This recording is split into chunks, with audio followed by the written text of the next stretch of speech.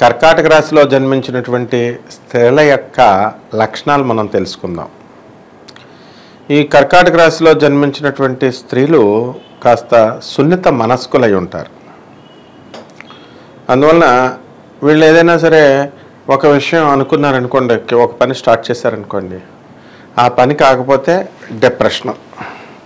ఒక సినిమాకి వెళ్దాం అనుకుంటారు, ఆ సినిమా టికెట్లు దొరకకపోతే డిప్రెషను. ఇలా చిన్నదానికి పెద్దదానికి డిప్రెషన్లకు వెళ్ళిపోయేటటువంటి రాశి ఈ కర్కాటక రాశి. మరి మొండితనం, విపరీతమైనటువంటి మొండితనం ఉంటుంది. ఆ తర్వాత అమాయకులు ఒక విధంగా చెప్పాలంటే. అండ్ ప్రేమ యొక్క క్లచెస్లోకి వెళ్ళిపోయేటటువంటి వాళ్ళు.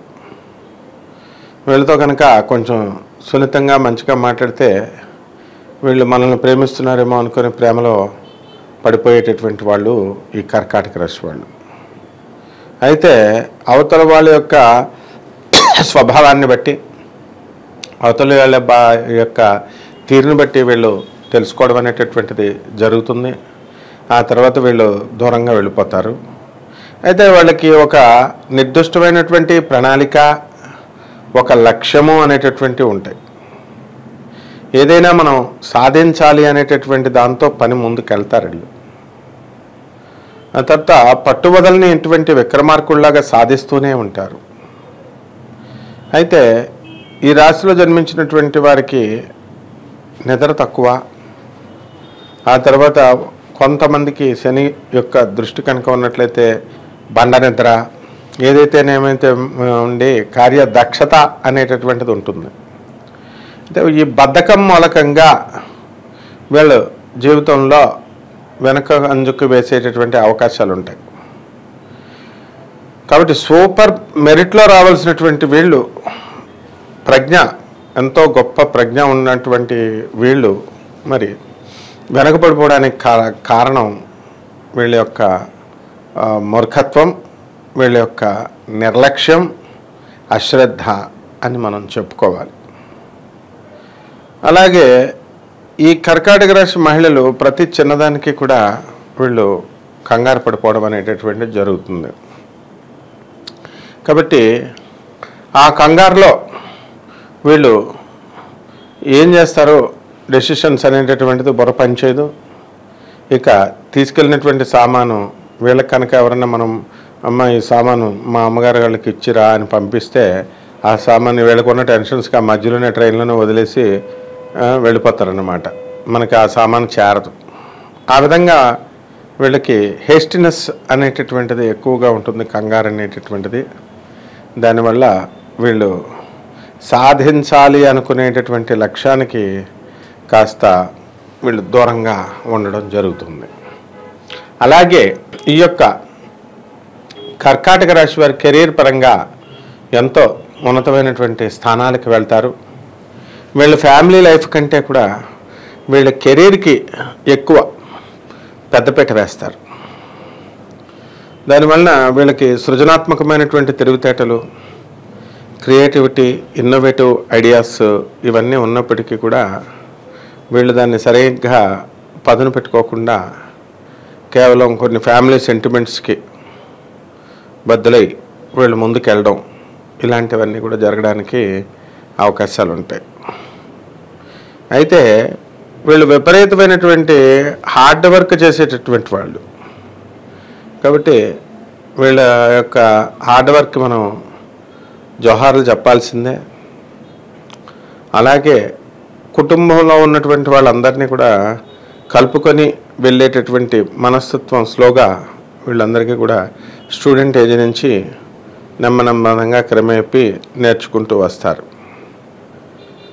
అలాగే ఈ కన్యారాశి వారు నీళ్లు దగ్గరగా ఉన్నటువంటి ప్రాంతంలో నివసించడమే కాకుండా, అంటే ఉదాహరణకు వాళ్ళు నివసించే చోట ఎక్కడైనా ఒక సముద్రం కానీ, ఒక నీళ్లు కానీ, లాస్ట్కి ఒక చెరువు కానీ, ఇలాంటివి ఏదో ఒకటి ఉండడం అనేటటువంటిది జరుగుతాయన్నమాట.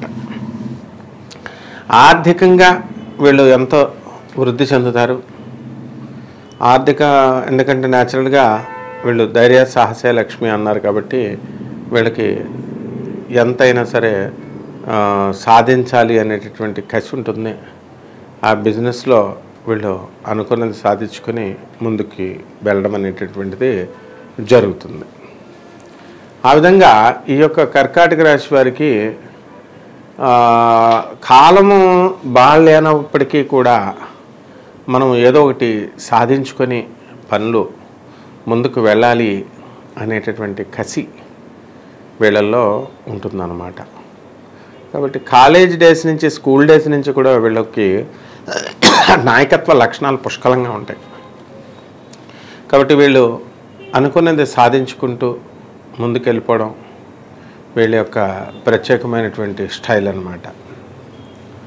ఇక సత్సంతానము, బహు సంతానము అనేటటువంటివి ఉంటాయి.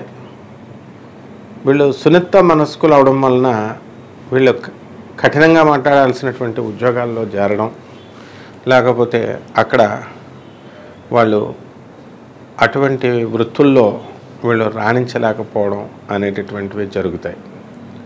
కాబట్టి కాఠిన్యం అనేటటువంటిది కర్కాటక రాశి వాళ్ళు ఇప్పటి నుంచే వాళ్ళు నేర్చుకోవాలా.